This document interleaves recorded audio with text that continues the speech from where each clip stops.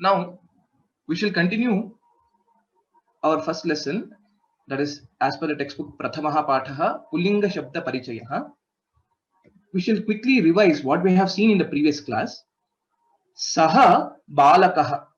Saha Balakaha. We use this Saha, a pronoun, whenever we are referring to a farther object. If an object or a person is at a far off place or is not present in this area, or the place where we are, etc., we use Saha to refer to that person, that object, he is, and so on. So that is Saha. And we have also seen, similar to Rama Shabda, Akarantaha Pullingaha Balaka Shabdaha, if there is only one boy, we use Saha Balakaha. If there are two boys, Tau Balakau, and if there are many boys, it will be Te Balakaha. Evam, in the same way, we have also practiced in different vachanas. What are the questioning words that we have? Saha kaha, tau kau, te ke. These are the questioning words. So if you see carefully, saha, tau, te are the pronouns. And similarly, kaha, kau, ke follows exactly like saha, tau, te are the words words used to ask for the question.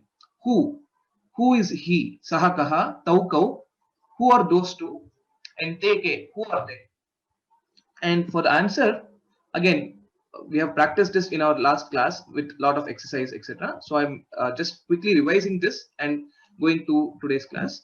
Saha balakaha taukau tau balakau te ke te balakaha. In the same way, we can answer more with different words.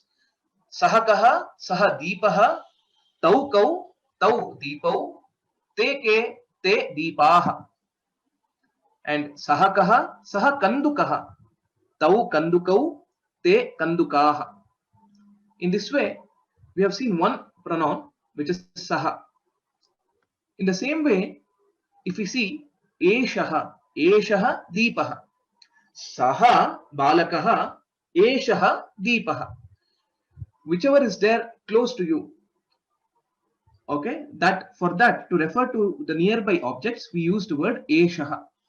Eshaha, etau, ete. So this is a lamp. And one important point here in Sanskritam, or if we consider in any other language, for living objects, we actually say, or even for humans we say he, his, her, etc. But for any of the inanimate objects, maybe it's a duster, it is a duster, we use the word it in English. Also in the regional languages, we have a different word for referring to any of the non-human objects or non-human things. But in Sanskritam, this is a very important point. Based on the word of the object, whether it is a Pullinga, Strilinga or an Napumsakalinga, we will have to use the corresponding pronoun. For example, Balakaha, a boy, a human, he is a boy we use in English. But for a lamp, we just say, we don't call it as he is a lamp. Right? We say this is a lamp or it is a lamp. But in Sanskritam, we still use eshaha, which is a Pullinga Shabda, because the deepaha, the word itself, is a Pullinga word. We are not worried about whether the object is a living object or a non-living object, or whether it is a human or an animal, etc. But the way the word is coming, the way the word is defined, basically whether it is in Pullinga, Strilinga or Napumsakalinga, based on that, we will also have to use this Sarvanama Shabda. So, eshaha, deepaha. This is the difference between any other language and in Sanskritam. So, any of the pronouns or the visheshanas, the adjectives that we'll probably learn in today's class, will follow the noun form, and it follows exactly in the same way, in the same linga, which is in the same gender, and in the same vibhakti. Right now we are seeing this in Prathama Vibhakti. Later on in our upcoming classes, we will see in different vibhaktis usages as well. there we will see that even the pronoun follows the same vibhakti of the noun, and also we have already seen the number. If it is singular, we use eshaha, and if it is dvivachana, we use etau, and then if it is bahuvachana, we use ete. So some of the use cases: eshaha kaha, etau kau, ete ke, eshaha alayah, etau alayau, ete alayaha. And similarly, eshaha ghatah, etau ghatau, ete ghataha. Eshaha kaha, eshaha katah, etau katau, ete kataha. These are something which we have learned in our previous class. So now we will quickly do a small exercise. So eshaha deepaha, etau deepo, and ete deepaha. In this way we make use of this. We shall now read some of the words which we have learned in our previous class. We shall ask a few questions and then we will try to answer them. So eshaha kaha, एषः इनः, ete ke, एते इनौ, ete. So I'm skipping something, so pay attention. Sorry. एते इनाः. Very good. Etau kau. एतौ इनौ. Very good. So yeah, just to break that norm, I just skipped Dvivachanam and then asked for that. Anyway, eshaha saha kaha. No. Sah Chandrah. That's right. Tau kau. Tau Chandrau.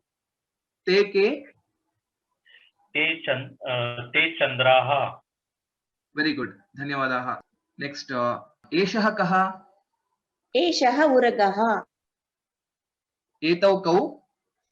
एतौ कन्दुकौ. Very good. Ete ke.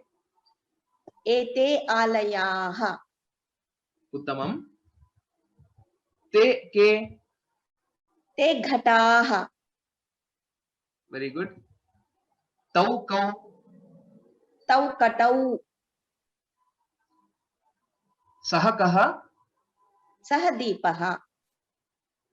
Very nice. Dhanyavadaha. Eshaha kaha. एषा मठः. Very good. Ete ke. एते घनाः. Very good. Tau kau. तौ जशौ. Uttamam. Dhanyavadaha, Mahodaya. Well recited. So in this way, we'll have to practice this, asking the question and answering it. As and when we learn new concepts and when we try to add new words, introduce more words into the sentence, we'll be able to form a more meaningful sentence. Right now, we are just using a pronoun and a noun and a questioning word and trying to use them. So in summary, these are the questioning words that we have seen so far. Saha kaha, tau kau, te ke, when we are referring to a farther object. Eshaha kaha, etau kau, ete ke, when we are referring to the nearby objects. And these set of questions are for pullinga shabdas. When we are referring and when we know that the object that we are referring is a pullinga shabda or a pullinga word, then we use these set of questions. Suppose we don't know whether what it is or who it is, etc. We don't know. It can be like in a general question, if you want to say Tat Kim, what is that, is what you can ask.